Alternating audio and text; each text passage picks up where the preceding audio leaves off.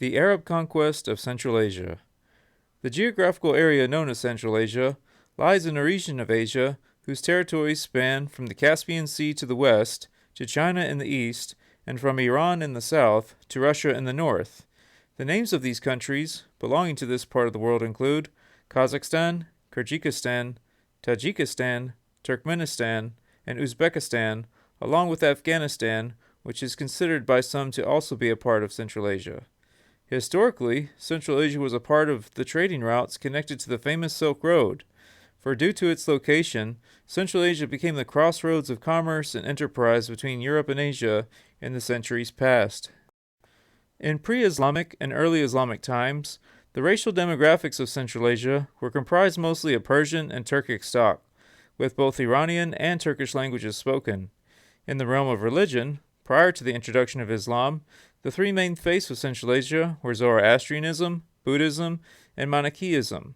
However, as we shall see, Islam would become the dominant religion of the region in the early part of the 8th century as a result of the Arab conquest of Central Asia. For after the death of Muhammad in 632 AD, his successors would go on to spread the religion of Islam all the way from the Arabian Peninsula into North Africa in the west and into Iran in the east to an area known as Khorasan. But before the Islamic Caliphate could enter Central Asia, they had to go through Iran, which at this time was ruled by the Persian Sassanid Empire. The Sassanid Empire, also known as the Neo-Persian Empire, was founded in the year 224 AD by Ardashir I, who named the dynasty as Sassanian in honor of his grandfather Sassan, and which was also the name of his tribe. The House of Sassan ruled for over 400 years, until it was overthrown by the Arabs in 651 AD, making it the longest enduring dynasty of all the Persian dynasties. Preceded by the Parthian Empire, the Sassanid Empire would go on to re-establish Persian authority in the region, right next to its archenemy, the Byzantine Empire. The Byzantines and the Sassanids strove against each other in a series of wars until the year 628 AD, which marked the final conflict between the two powers. At the end of the fighting, both sides found themselves exhausted, with much human life lost and a great amount of material resources wasted.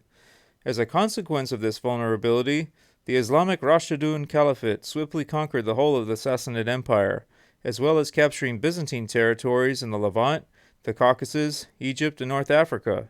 In 661 AD, the Islamic Umayyad dynasty came to power and captured even more territory, all the way to the Indus River. It was at this time that the Umayyads fixed their eyes on Central Asia as a potential prize for further expansion. Now, out of all the great military generals that the Umayyad dynasty produced, none was more honorable than Qutayba bin Muslim al-Bahili, for Qutayba accomplished something that no other Arab chief before him had ever dared to do. And this successful military achievement made by Qutayba was none other than the invasion of Central Asia, the land of the Turks. However, the Arab conquest of Central Asia was not easy, for the Turkic peoples of the steppes fought down to the death against their Arab invaders. The Arabs were indeed impressed with the strength and fighting abilities of the Turks, but in spite of the skills of their worthy opponents, the Arabs were tenacious, and with continued attacks over a long period of time, did the Arabs eventually wear down the defenses of the Turks and finally achieve their goal of conquering the peoples and territories of Central Asia. In addition to the capture of the Turkish areas, in 715 AD, Qutayba also conquered the Chinese territories of the steppes and even sent diplomats to the Chinese king, Yan Chong, to offer him the opportunity to convert to Islam. Later, after some infighting in the caliphate, Qutayba would eventually be killed by his own men. Upon hearing the news of Qutayba's death did the Turks rejoice, for it was this man who overpowered the Turks and who also humiliated the emperors of China. As devastating as Arab conquest was for the people of Central Asia, a glimmer of hope would indeed arise from the ashes of their Arabic defeat, for in just a few decades after the war with the Arabs did Central Asia experience a golden age. Not only would the people of the steppes benefit materially from the trade routes connecting to the Silk Road, but a blossoming of high intellectual thought and culture would exalt Central Asia onto the world stage as a leading power in the various disciplines of the arts and sciences. For during the period between 800 and 1100 AD, did the various nations of Central Asia produce many significant people who would go down in history as great mathematicians, astronomers, poets, and architects. As part of the greater Islamic Golden Age, Central Asia flourished in wealth and wisdom alongside her Arab neighbors in the Middle East. Just as Baghdad produced the Abbasid Caliph Harun al-Rashid, who founded the House of Wisdom in the late 8th century, so too did Uzbekistan bless the Islamic Golden Age with the mathematician and polymath Muhammad bin Musa al-Khwarizmi, who was appointed the astronomer and head of the library of the House of Wisdom in Baghdad in 820 AD. Al-Khwarizmi's contributions to the study of mathematics is legendary. He impressively made many accomplishments in the fields of trigonometry and also established a particular way to solve linear and quadratic equations, which led to the invention of algebra. For both the mathematical terms algebra and algorithm would derive their names from Al-Khwarizmi, the man who expanded on this particular field of scientific knowledge. In addition to math, Al-Khwarizmi also studied geography, astronomy, and cartography, making huge intellectual contributions towards the advancement of these disciplines. Al-Khwarizmi would go on to assist the Caliph al-Ma'mun in a project to determine the circumference of the earth. He was also instrumental in making a map of the world, which he did while overseeing a team of 70 other geographers. Al-Khwarizmi's discoveries not only benefited the Muslim world, but also made a great impact in the countries of Europe. For in the 12th century, his work spread throughout Europe, assisted by the translations of his studies into Latin. Now, just as all good things must come to an end, so too did this melting pot of ideas, religions, and industry go the way of the dodo. A key factor which contributed to this decline was the heightening of border closures along the trade routes that ran through Central Asia.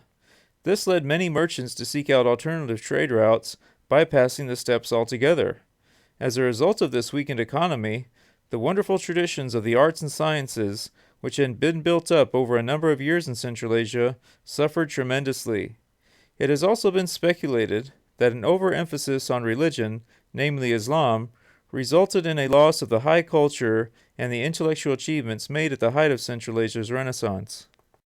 Apart from the Arab conquest of Central Asia, which occurred in the early 8th century, the Mongols would also go on to conquer Central Asia in the early 13th century. Also, in the 14th century, much of Central Asia was conquered by Tamerlane. Later in the 19th century, the Russian Empire, along with the Qing dynasty of China, were able to expand into the region and capture much of its territories. In the 20th century, after the Russian Revolution of 1917, the Soviet Union was able to seize control of most of Central Asia. In the post-Soviet era, beginning in 1991, other world powers have taken an interest in Central Asia in the hopes of building positive relationships. Turkey has reached out in order to build links between the Western and Eastern Turks, and Iran has also successfully worked with the various governments of Central Asia in order to build stronger ties. And although it is debatable if Afghanistan is a part of Central Asia, the fact remains that Afghanistan is the only country in the area which no foreign power has ever been able to conquer, not even by the most powerful superpower in the world, the United States of America. For as history informs us, Afghanistan is the graveyard of empires. This is the Leap of Faith.